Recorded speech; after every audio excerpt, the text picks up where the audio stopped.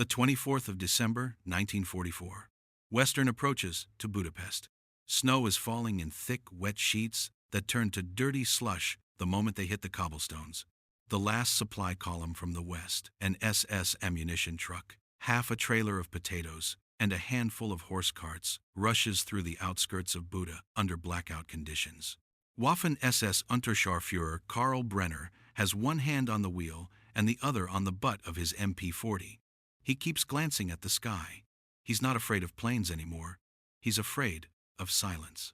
Because silence means the Soviets are already here. Faster! Someone behind him shouts over the engine noise. Don't stop for anything. We're in the pocket now. Brenner knows that. Everyone in the convoy knows that. By Christmas Eve, the Red Army has closed the ring around Budapest. To the north, Soviet units of the Second Ukrainian Front have cut the roads along the Danube Valley. To the south and west, the Third Ukrainian Front has driven up from the direction of Pécs and Székesfehérvár. The city is sealed. No one gets out. No one comes in. Budapest, capital of Hungary, jewel of the Danube, is now a fortress, whether it wants to be or not. Inside the city, you can hear it happening in real time. Artillery rolls in from the suburbs like distant thunder. Every few minutes, a crack, then a building somewhere gives way, and you feel, rather than hear the collapse. Civilians duck into basements, not because sirens are telling them to, but because instinct does. You don't wait for orders now. You hide and you pray. In the government quarter near the castle district on the hilly western bank, Hungarian officers in worn field gray lean over city maps under candlelight. Arrow after arrow pushes inward from every direction, all of them red. General Karl Pfeffer Wildenbruch, commander of Budapest Fortress, is there. He's an SS general, tall, stiff, formal, appointed by Himmler himself to hold the city at all costs. Around him are elements of IX-SS Mountain Corps, German Wehrmacht units, and what remains of the Royal Hungarian Army. In sealed communiques from Berlin, the message is simple. Hold Budapest. Budapest must not fall. There is no or else. Everyone already understands or else. But down the hill, on street level, the city is already falling apart. In Pest, the flat, dense East Bank, half of the city grand boulevards, lined with cafes and bookshops, now host MG 42 seconds, dug into sandbag nests. The Parliament building still stands, ornate and powerful, on the Danube embankment. But you can see fresh shell strikes along its facade. Windows are boarded with salvaged doors. Ornate marble floors are smeared with melted snow, gasoline, and blood.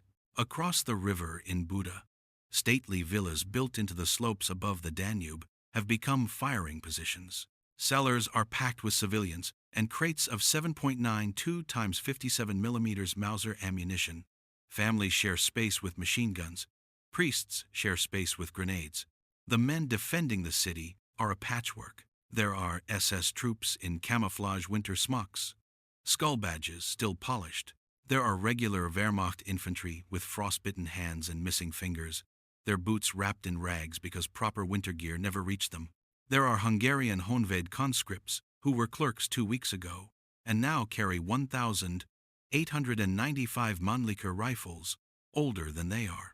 There are teenage boys from the Hungarian Arrow Cross militia, fanatical and trembling, shouting slogans they were taught yesterday. And behind them, beside them, sometimes literally in the same foxhole, are civilians. Not volunteers, not patriots giving speeches, just people who can't leave. Old men with hunting shotguns stand behind barricades of tram rails and overturned cars. Women haul bricks, tear up parquet floorboards for fuel, boil snow in ration tins. If you are a strong pair of hands, you carry. If you can sew, you tear curtains into bandages. If you can walk, you move. If you're unlucky enough to live near the river, you learn something new in those last days of December. The Danube is not water anymore. It is a front line. The Danube carves Budapest in two, Buda on the west bank, Pest on the east. The bridges that bind them have always been part of the city's pride. Széchenyi Chain Bridge, with its cast-iron lions. Margaret Bridge, curving gracefully onto the island. Elizabeth Bridge, to the south. Liberty Bridge, green steel lattice glowing faintly in moonlight. Now, those are not bridges, they are arteries, and if one is cut, a whole district dies. Pfeffer Wildenbruch knows this. His staff knows this. Soviet scouts know it too. By nightfall, on December 24, Soviet forward units are already testing the eastern districts of Pest, pushing into the suburbs with tanks and SMG squads under cover of snowfall. They're not rushing the bridges yet, they're feeling for weak points, probing, mapping out which streets are barricaded, which intersections have PaK-40 anti-tank guns, which courtyards can be used to flank machine gun nests. From a ruined window in Ujpest, a northern industrial district on the Pest side, Feldwebel Otto Kremer of the German 13th Panzer Division holds binoculars to his face and whispers, almost to himself. "They're not charging us," he says. "They're arranging us." He's right. Inside the pocket, life tightens by the hour. Food is already limited. Bread is issued in thin gray slices bulked with sawdust and ground acorns. Horse meat is considered lucky. You boil leather if you have to. There is no coal for heat anymore. Not really. Not unless you're very important. And even then, good luck. People burn furniture. People burn shelves. People burn books. On Carinthi Phrygia's road, a woman named Ilona wraps her 4-year-old son in 2 coats and presses his face under her scarf when shells land in the next block. She listens to the distant clatter of tank tracks and grips the boy harder. He asks her, "Mama, when does this stop?" She lies to him. She says, "Soon." But this siege won't last days. It will last weeks. It will become one of the bloodiest urban battles of the entire war. The Soviets will call it liberation. The Germans will call it defense. The Hungarians will call it survival. And by the end, nothing in Budapest will ever look the same again. For now, on Christmas Eve, they all still believe the bridges will hold. That's the last illusion left in the city. Because whoever controls the Danube crossings controls movement. Ammunition from Buda can still reach defenders in Pest. Wounded from Pest can still reach hospitals tunneled into the caves beneath Castle Hill. Commanders can still meet. Orders can still move. Messages can still be carried by runner instead of by prayer. And in a city that is about to be cut into pieces and devoured block by block, that matters more than anyone in Budapest can afford to admit. The 28th of December, 1944, midnight. The water of the Danube moves black and heavy under the chain bridge. The cold is the kind that bites deep into exposed skin and just stays there, chewing. On the Buda bank, under the shadow of Castle Hill, a German pioneer detachment is hauling crates down to the embankment. The men move in twos, heads low. No talking. Wooden crates, marked with stenciled black eagles, are passed hand to hand like pails in a fire brigade. 7 92 mm Mauser rounds, MG 42 belts, Panzerfausts. Across the river, Pest is already eating ammunition faster than command can replace it. House to house fighting drinks, bullets. Every hallway is a line of retreat. Every stairwell is a last stand. The only way to keep it from collapsing overnight is to keep feeding it. But the bridges? The bridges are no longer safe to openly cross. Soviet mortars have begun to register them, plotting where shells must land to hit their approaches. Sniper teams on the Pest side report that any time a group larger than 4 men tries to move over the chain bridge in daylight, fire comes in from somewhere they can't even see. A burst here, a crack there.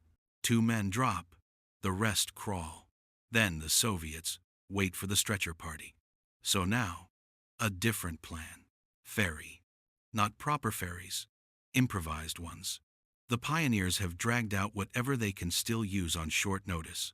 Commandeered river tugs, sandbarges, police launches, even wide-bottomed workboats used in peacetime to haul stone. Anything that floats and can take weight becomes a supply line. Engines are muffled. Oars are wrapped with rags. Lamps are hooded. A Hungarian river policeman with frost stubble on his chin and a blood-stained greatcoat growls to the men climbing aboard. You fall in. You die fast. You understand? The current will take you under the ice before you can scream. You hold the crates above the water. The crates float. You don't. A young Aerocross militiaman nods too quickly. He's shaking. The policeman spits over the side and mutters, "He's dead," to no one. The Danube is wide here, crossing under indirect fire. At night, with overloaded boats, in winter, is not a mission. It's an act of desperation. But it works. Not gracefully, not cleanly, but it works. Trip after trip, under the skin of darkness, ammunition, rations, and medical packs move from Buda into Pest. Wounded men, eyes bandaged, legs missing, faces gray, are carried in the other direction, laid flat on the bottom boards. Some cry quietly, some are past crying. Above them, the bridges loom. Budapest's bridges have always been symbols. Tourists buy postcards of them.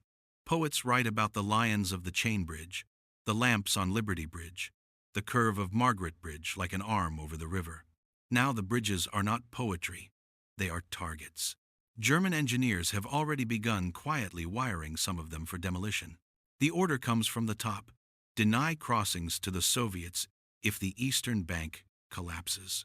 If Pest falls, nothing is to be left that a Soviet tank can roll across into Buda.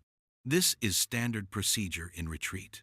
Blow the bridges, hold the far bank, make the enemy bleed for every meter of river. But Budapest is not a normal battlefield, and everyone knows it. Blow the bridges too early, and the defenders on the Pest side are cut off. No more ammo ferried across, no more wounded evacuated, no more command coordination. Pest becomes a sacrifice, a burning offering to buy time for Buda. Wait too long, and the Soviets could seize a bridge intact. If that happens, the Western Bank collapses in hours, not days. It's a knife-edge calculation, and it's not theoretical. It's being decided in real time, not in Berlin, not in Vienna, but here, in cellars that smell like oil, damp stone, and fear. Inside a dim command post near the Buda Castle funicular, Pfeffer Wildenbruch studies a situation report laid on a crate. His staff officer, Oberstleutnant Wolfram von Richthofen, pale, exhausted, uniform smeared with dust, points to colored pencil marks on a street map of Pest. Teresvaros holding here, he says, tapping. Inner city, still in our hands. He hesitates, but the Soviets are across the Kurut in several places.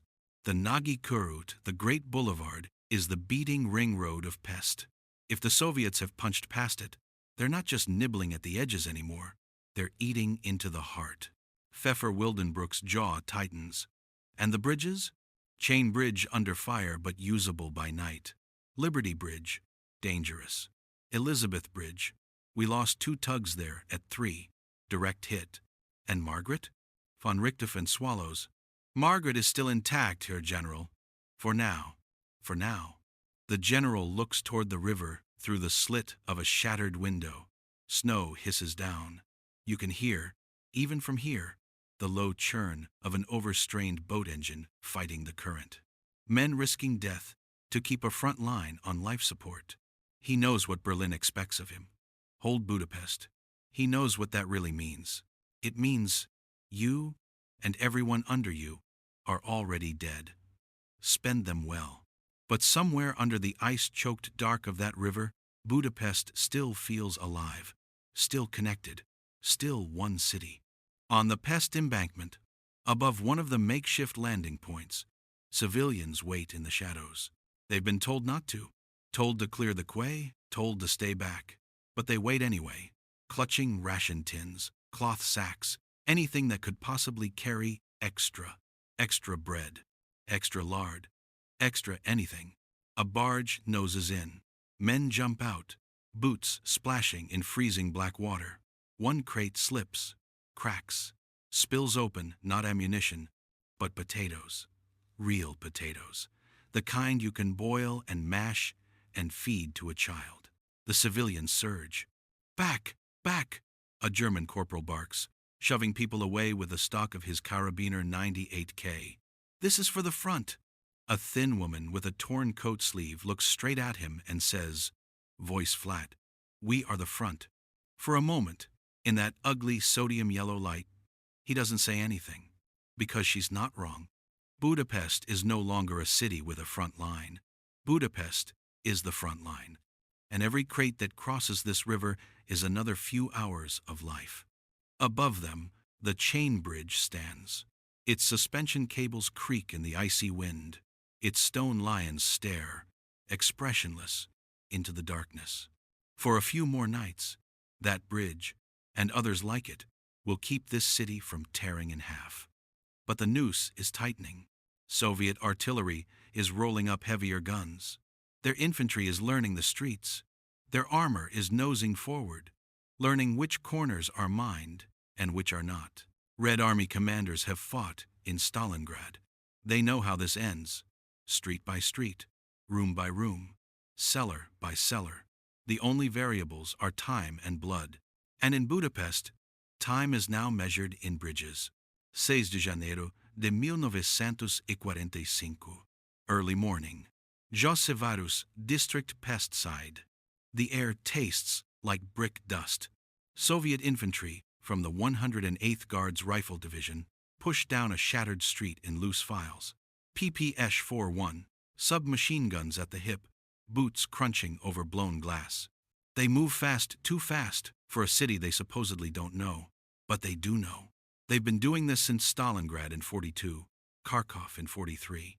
Kick in the door, grenade in first, fire next. Ask later. Hungarian snipers fire from attic holes. A German MG-42 opens, its high, ripping scream echoing down the block. A Soviet Maxim replies from behind a flipped tram car. Plaster bursts from second-story windows. Plaster, bone, and skin look the same when they hit the ground. A T-34, 85 noses forward at the intersection, turret turning like a hunting animal. Its tracks shove aside a burned-out city bus. The driver can barely see through the grime-frosted vision slit. So a tank rider, a Red Army sergeant, with a white scarf and a cigarette clenched in his teeth, bangs on the armor and points with a gloved hand. There. That doorway. Fire there. The T-34's 85mm gun barks. The doorway ceases to exist. Behind that doorway were 3 Hungarian Honved defenders and a teenage Aero Cross auxiliary with an Italian Carcano rifle he barely knew how to load. They are no longer a factor in this battle. Pest is bleeding out. Block by block, Soviet infantry are carving it away from the inside. They're not just pushing west toward the river. They're cutting north-south, slicing neighborhoods apart, isolating pockets of resistance into desperate little islands with no reinforcement, no resupply, no hope. And every time they carve off a block, the Danube crossings matter more. Because now, to move a platoon from one street fight to another, you sometimes have to pull them back to the river, slip them across to Buda, march them down the opposite bank, then send them back over again just to avoid a red wedge that's pinned down a boulevard. It's insane. It's inefficient. It's humiliating for any commander who ever trained on neat maps with straight arrows. But it's the only way that still works. Budapest is not being defended as a city anymore. It's being defended as 2 half-cities stitched together by bridges. And that stitch is starting to tear. Around noon, a rumor moves through the shelters and basements of Lipotvaros, the government and banking district, near the parliament building on the Pest side. It moves the way rumors move in war, one terrified whisper at a time. They're going to blow the bridge. Which one? All of them. Mothers clutch children. Old men shake their heads.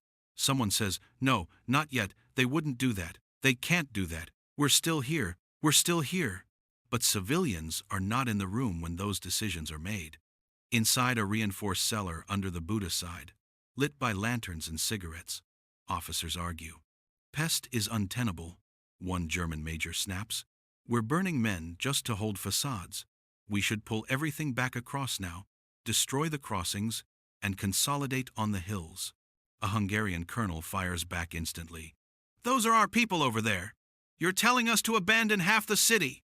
The major doesn't blink. Half is better than none. Pfeffer Wildenbruch listens in silence for a long time. He is not an infantry romantic. He's not going to give a speech about honor and every street being sacred. He has numbers. Numbers don't care about sacred. He also has orders from Hitler. Budapest is to be held. No withdrawal. No surrender. No breakout unless authorized. And authorized means approved by Berlin, which, practically speaking, means never. That means if he pulls out of Pest now and blows the bridges, he is violating orders. That means if he stays in Pest and loses his last working crossing intact, he is dead. It is not strategy anymore. It is sentencing. And then something happens that, for a moment, just a moment, feels like hope. Not for the soldiers, for the civilians. Margaret Bridge. Margit Heed. It arcs across the Danube from northern Pest to Margaret Island. Then again from the island to Buda. Before the war it was beautiful. Almost theatrical, ornate lamps. Elegant curve. Now it's scarred, sandbagged, drilled for demolition charges. But it is still standing. And in early January, as bridges further south become more and more dangerous, Margaret Bridge becomes the artery, the lifeline, the desperate, final proof to everyone still alive in Budapest that the city is not yet split in two. On its Pest approach, you see them, columns of wounded under blankets, faces pale and waxy, being hurried westward on horse carts, with no horses, just civilians, men and women both, straining on ropes, dragging the carts with their own bodies because the horses have already been eaten. You see stretcher teams carrying SS grenadiers with field bandages soaked through, Wehrmacht NCOs with missing hands, Hungarian officers with tourniquets biting into their thighs. You see orderlies clutching crates of morphine like treasure, and threaded through them, mixed in without shame, are civilians. Old women with satchels of bread crust, teenage girls with bandages and boiled potatoes in dented pots, families pushing whatever they can load on baby carriages, bedding, a mirror, a sack of flour, a sewing machine. They are moving west, into Buda, away from the Soviet push. And if you're a civilian in Pest, if you've been starving in a cellar breathing plaster dust for 2 weeks, and you see this, you feel something snap in your chest. They're letting us across. They haven't abandoned us. We're not going to be trapped and cut apart on this side of the river like cattle in a slaughter pen. We can get out. For hours, on January 6th and 7th, Margaret Bridge looks like escape. Artillery still bursts. Soviet shells still fall short and splash into the Danube with a hiss, geysering black water. Snipers still hunt. Soviet mortars feel for the range. But somehow, impossibly, the crossing stays open. A Hungarian civilian named András, a tailor, 52 years old, stomach already caved in from hunger, will later tell his sister, "I walked over the river with my own feet. I felt the bridge shake with so many people on it. I thought, as long as this stands, Budapest breathes." For a moment, the city believes it. German officers watch the same scene and feel something different. They see a miracle, yes. They also see a liability. Every person crossing west is one more witness that the bridge still stands. One more voice saying, "We made it. You can too." One more flood of civilians that will try to surge over tomorrow and the next day and the next, clogging the only artery they can still use to shuttle ammunition and pull back forces in good order. And there's a darker thought, one nobody says aloud in front of the Hungarians. If, when Pest finally collapses, and the Soviets hit the riverbank in force, those same civilians will be on that bridge too, running west, panicking, blocking retreat, blocking demolition. Sometimes a miracle is also a problem. So Margaret Bridge becomes the most important object in Budapest. Not a district, not a headquarters, not even the castle.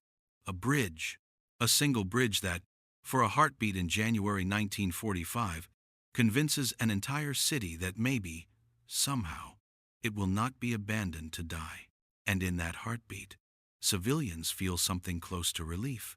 They shouldn't, because even as they cross, even as boots and cartwheels hammer the frozen deck planks and wounded men groan under wool blankets.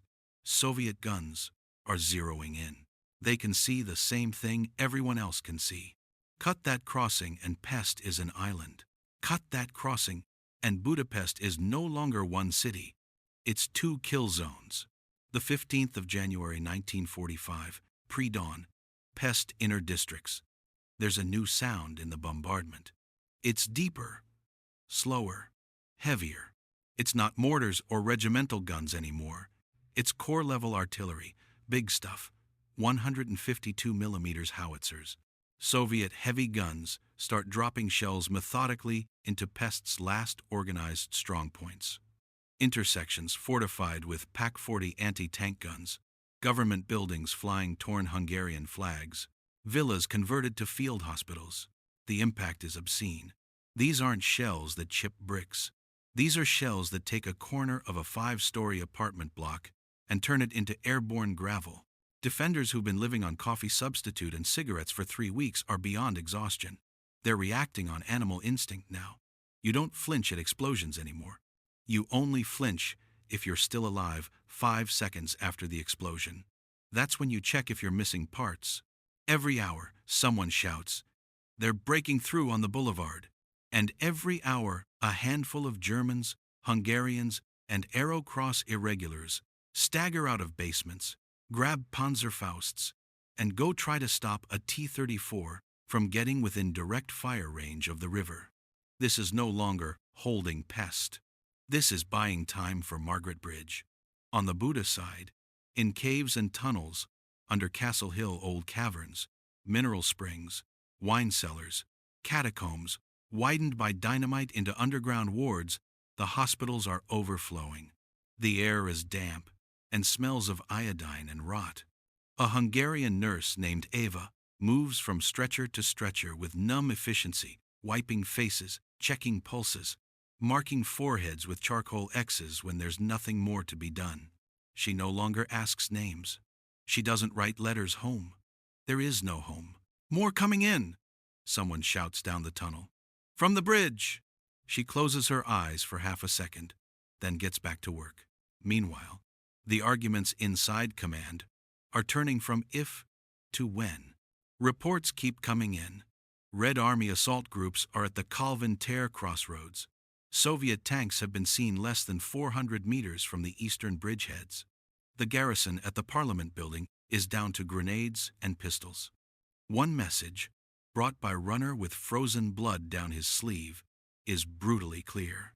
We cannot hold the East Bank Pass tomorrow without reinforcement we do not have. Request permission to withdraw across the river. This is the point in war where, in theory, higher command authorizes an organized pullback, staggered demolition of infrastructure, scorched earth, layered defense. In theory, in Budapest in January 1945, there is no in theory. There is Pfeffer Wildenbroek, in a stone-walled cellar lit by a single lamp, taking a long breath through his nose and saying quietly, "No withdrawal." The runner stares. "Herr General, no withdrawal," Pfeffer Wildenbroek repeats. "Hold." The runner swallows whatever protest he was about to make, salutes, and leaves. He knows what that order means for the men still on the Pest side. He knows it's a death sentence. He also knows the general's hands are shaking. Here is the truth that no one in that cellar will say aloud. Budapest is already lost. Berlin keeps promising a relief. They even gave it a name, Operation Conrad. Panzer divisions, elite SS armor, supposedly pushing in from the west to break the ring, smash open a corridor, save the garrison, turn Budapest into another miracle like Kharkov. The men in Budapest cling to that word, Conrad. Conrad will reach us. Conrad will smash through. Conrad will cross the Danube. Conrad will prove we didn't bleed for nothing. Conrad does attack from the west. Conrad does fight. Conrad does get close, dangerously close, within tens of kilometers at points. But close is not here. And while Budapest bleeds, close is the same as never happened. So, no relief. So, no withdrawal. So, only time. Time bought in blood. For what?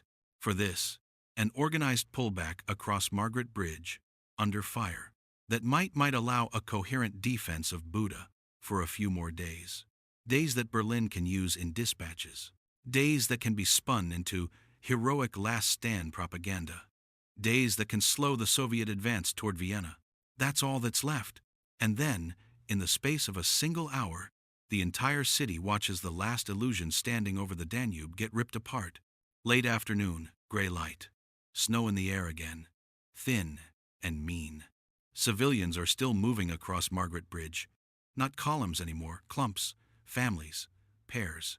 The ones who stayed until the last possible moment, because leaving your home with nothing but what you can carry is not something you just do. You resist. You stall.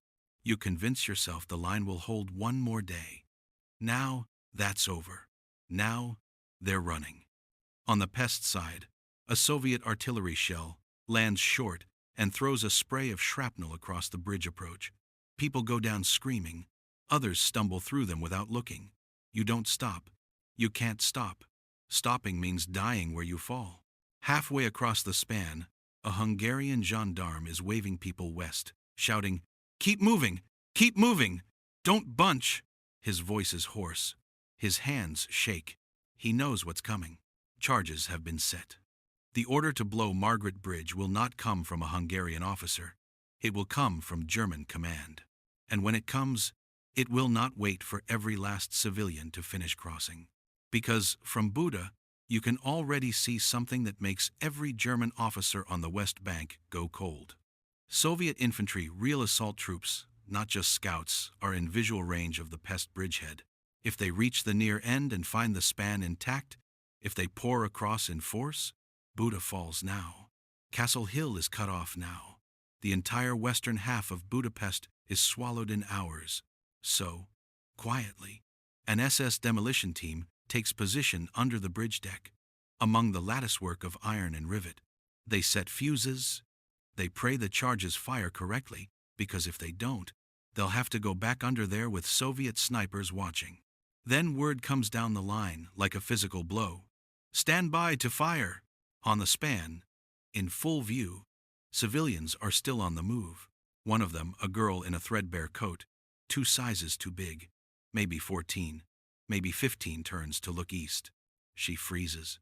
What she sees, and what thousands of people in Budapest will talk about for the rest of their lives, is this.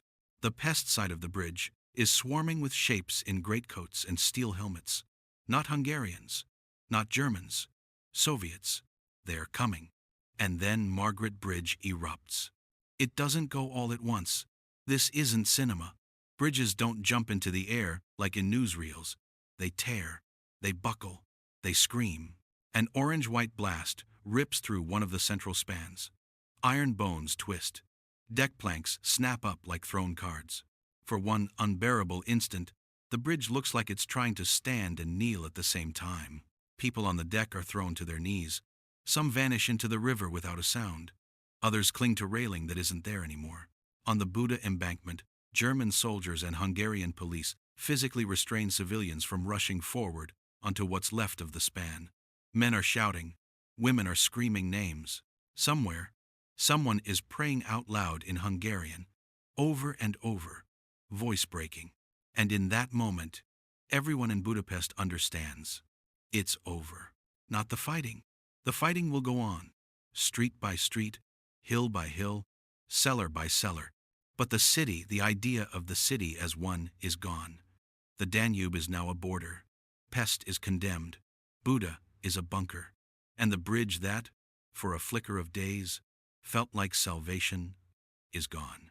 The shock is almost physical. You can feel it even underground. In the hospital caves beneath Castle Hill, Ava hears the muffled crump of the blast and the rolling echo afterward. She doesn't know exactly what happened. Not yet. She just knows it's bad, because the men on the stretchers around her all start crying at once. Hardened grenadiers, SS machine gunners, Hungarian officers with blood-stiff mustaches. They're not crying from pain. They're crying because they know what that sound means. No more crossing. No more evacuation. No more unity. Budapest has been cut in half. The 11th of February, 1945. Night. Budaside. Snow again, but now it's dirty, churned, full of soot. The air smells like burned rubber and boiled meat. The siege has been grinding for 7 weeks. Pest is effectively gone. The Soviets hold the parliament building. They hold the boulevards. They hold the rail yards and the factories. The Aerocross militias that once swaggered through those same streets are dead or scattered. The civilians who didn't make it across before Margaret Bridge went are trapped in cellars under Soviet artillery and Red Army searches. Now the fight is in Buda, in the hills, in the tunnels. Buda is easier to defend: steep streets, narrow switchbacks, medieval walls, stone bastions. But easier does not mean possible. Not anymore. Castle Hill is ringed. Gillert Hill is hammered. Soviet mortars walk fire up the slopes like footsteps. T-34 seconds and Su-76 assault guns crawl forward, firing point-blank into basements to collapse them on whoever's inside. German and Hungarian units that were once spread across an entire capital are now compressed into a shrinking knot around the Castle district and the Vermezot, the blood field. Everyone knows what's coming next. Breakout. It is the last card left to play. The plan, if you can call it a plan, is simple and sickening. At night, under whatever cover still exists, what's left of the Budapest garrison will attempt to punch west, on foot, through Soviet lines, into the hills beyond the city, and try to reach German units supposedly still operating outside the encirclement. It is not tactical maneuver. It is flight. There are perhaps 30,000 men left who can still physically move and carry a weapon. Most are half-starved. Many are wounded. Some are barely teenagers. They are told to gather in attack groups. They are told to fix bayonets. They are told there will be covering fire. They are not told the real odds. Pfeffer Wildenbruck signs the order. He will try to break out with them. In the tunnels under Castle Hill, candles flicker in stale air as last prayers are whispered. Some men kiss crucifixes. Some stare into nothing. Some just lean their foreheads against the cold wall and breathe, steadying themselves. Up above, in the freezing dark, assault groups form in ruined courtyards and behind shattered stone walls. Stay close, an SS officer whispers. If you fall, crawl. If you can't crawl, hide. If you can't hide, he doesn't finish. The men nod. They understand. The first groups go over rubble piles and out into the ruins of western Buda, and the valley opens up in front of them like a mouth. Then it bites. Soviet machine guns open immediately. Tracers whip low and flat. Mortars drop blind but accurate. Soviet crews having already mapped likely breakout routes in advance. Red Army blocking units, men in long greatcoats with PP drums that never seem to run dry, stand up from behind wrecked streetcars and just start cutting. What was supposed to be a breakout becomes a slaughter in minutes. The survivors scatter. Some make it a few blocks. A few dozen, maybe a few hundred total over the whole night, actually slip through gaps and vanish westward into the dark hills beyond the city. Most don't. By dawn on the 12th of February 1945, the snow around Vermezot is no longer white. And by the night of February 12 into February 13, it is finished. The last organized resistance inside Buda collapses. Ammunition is gone. Food is gone. Morphine is gone. Men are down to pistols and kitchen knives and the kind of hopeless courage that doesn't make it into after-action reports because everyone who saw it died. In the early hours of the 13th of February 1945, the surviving officers of the Budapest garrison, surrounded and out of options, signal surrender to the Red Army. Budapest, once called the Pearl of the Danube, has fallen. When Soviet troops finally push fully into the Castle district and down into the tunnel hospitals under Buda, the civilians who can still stand come out with their hands visible, faces hollow, eyes ringed in black. Some of them stare at the Red Army soldiers like they're aliens. Some bow their heads.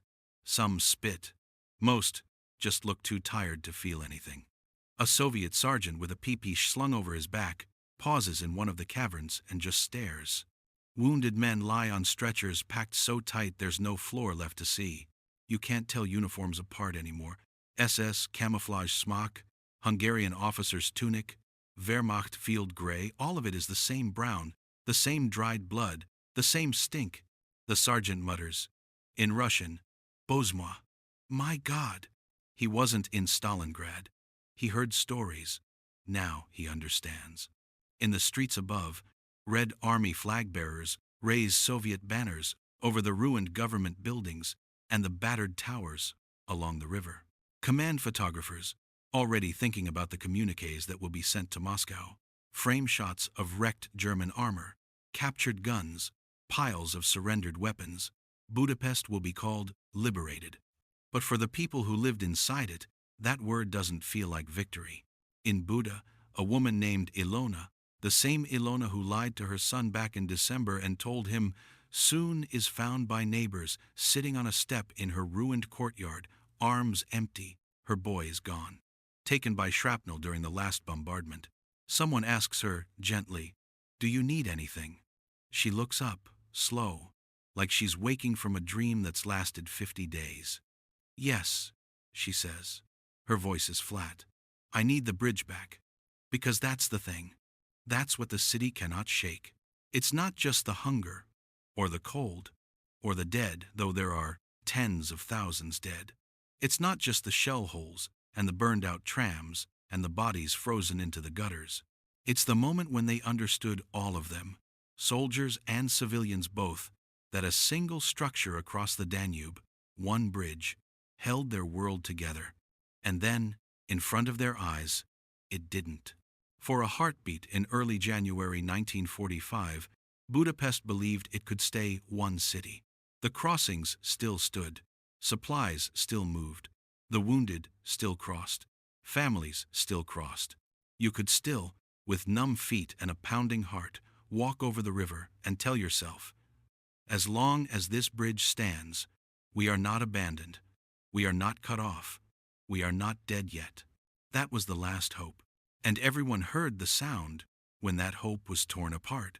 In that sense, the fall of Budapest on the 13th of February, 1945, wasn't decided only by tanks in the streets, or artillery on the hills, or the last failed breakout in the snow. It was decided the moment the Danube stopped being a lifeline and became a wall. When the bridges went, the city ended.